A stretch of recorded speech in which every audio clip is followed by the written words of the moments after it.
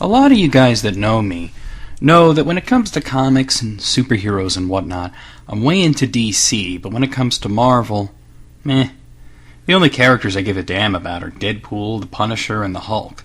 And considering what they've done in the Hulk comics over the past few years, you can just go ahead and scratch that one off the list. But when the Hulk movie came out in 2003, I was pretty excited. This isn't technically the first Hulk movie, as there have been 5, count 'em 5, made-for-TV movies throughout the 70s, 80s, and 90s. There was The Incredible Hulk, which spun off into a popular TV series, and The Incredible Hulk Death in the Family, a direct sequel. After the show ended, they continued with 3 more films: The Incredible Hulk Returns, which also featured Thor, The Trial of the Incredible Hulk, which had Daredevil in it, and The Death of the Incredible Hulk, which I haven't actually ever seen. Anyway, those were all the same deal as the TV show, with Bill Bixby as David Banner and a green-painted Lou Ferrigno as the Hulk. Doing a Hulk movie where he was a CGI creation was pretty risky at the time. In the early 2000s, CGI characters hadn't yet looked really right. The only good examples were in Star Wars movies, but very few had that kind of budget to work with. But I want to get the CGI discussion out of the way pretty quickly and say for 2003, it looks damn amazing. The Hulk isn't perfect. He sometimes seems weightless, especially towards the end when he's bouncing around the desert. But for the most part, it doesn't look cartoonish or out of place. So okay, let's get to it. A lot of times in movie reviews, I start out by saying the plot is simple, but in Hulk, it's really not. It seems they drew a lot of inspiration from the issues of the comic written by Peter David, which were amazing, by the way, and just about the only thing he ever wrote that I didn't hate. David weaved a lot of psychology into the Hulk mythos, coming up with the idea that Bruce Banner didn't become the Hulk because of gamma radiation, but that it unlocked what was already there, dormant personalities. The Green Hulk represented his childhood rage, one long tantrum that has lasted years. The Gray Hulk represented raw sexual desire, a product of his teenage and young adult years, which he spent repressed. The Banner, Grey Hulk, and Green Hulk personalities also represented the 3 facets of being, the ego, superego, and id, respectively. There was also a lot of stuff about his father, Brian Banner, and repressed memories, and oh man, I can go on forever about it. Back to the movie. Anyway, to simplify the plot by a lot, Bruce Banner's father, David Banner, that's right, named so in tribute to the TV show, experimented on himself with gamma radiation. Though the military shut him down and locked him away, he passed his altered DNA onto his son Bruce, who grew up a quiet, meek, and emotionally distant person, with the memories of his childhood trauma locked away.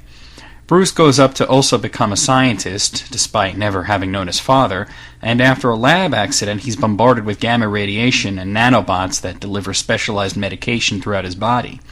The experiments had previously killed all test animals, but due to his altered DNA, it works on him, healing old wounds and making him feel better than he ever has.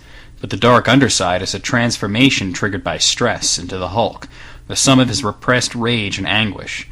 His father returns after getting out of prison, and when he finds out what his son has become, he uses his son's DNA to transform himself into a being that can absorb anything. There's also the military who are after the Hulk. Major Talbot wants to harvest his DNA for profit, while the more pragmatic and less sinister General Ross merely wants to deal with a threat to civilian lives. What I really enjoyed about the Hulk as a character was how true to the comics he was. Years after the movie came out, a character named Amadeus Cho in the comics theorized that the Hulk has another power. He can instinctively plot trajectories and pressure points in the buildings and shit that he smashes, so that nobody ever gets hurt or killed. Although he's a rampaging angry beast, he's not a bad guy, and has never actually hurt anybody, except when under mind control or forcibly separated from Banner. I saw a bit of this in the movie, as even when fighting the military and smashing up planes and helicopters and tanks and shit, he never actually hurts anybody, and at one point stops a jet from crashing into a bridge by jumping on it. Now, I'm not doing the plot justice, but it could take up way too much time to go into it in detail.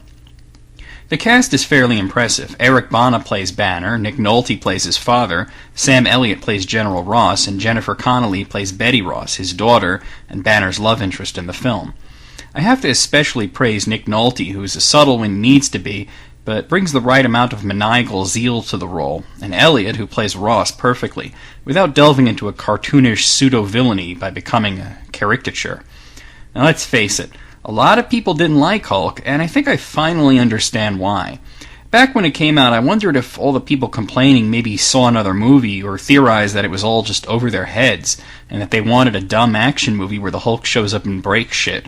But with the successes of movies like The Dark Knight and Watchmen, I think Hulk would go over a lot better today.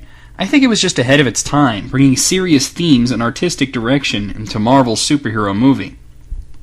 I also have to praise the director, Ang Lee, for creating a comic book feel to a movie with his split-screen panels and creative screen wipes without it feeling tacky at all. Honestly, the movie has everything. You got drama, psychology, action, double and triple crosses, and yeah, the Hulk breaks shit. I also have to praise the action for looking realistic. As fun as it is in movies, when you smash up a car or a helicopter or a plane or whatever, it doesn't automatically burst into a huge fireball. I mean, that's fun, but every other movie does it, so it was nice to see a movie with far more realistic damage. It may seem a bit high concept to some, but honestly, for about 14 years, this is what the comic was like. Things that people complained about, like the Hulk dogs, were actually in the comic, so it's clear that Ang Lee and the scriptwriters were big fans of Peter David's run on the Hulk book. There was a sequel later on, The Incredible Hulk, but it was one of those half-reboot, half-sequels that Marvel is prone to. It seems to continue from this film, with it beginning in Brazil, where this film ends, and then it retells the origin in a completely different way, as if we needed it to, and it has a completely different cast. I thought that one was dumb as hell. It was the movie that people deserved, I guess, for rejecting Ang Lee's Hulk movie. Honestly, Hulk is one of my favorite comic book movies based on a Marvel character. I still watch it quite often, and it gets better every time. It's just a shame that it came out in 2003, and not 6 years later when it might have been appreciated. I'll give it a 9 out of a possible 10.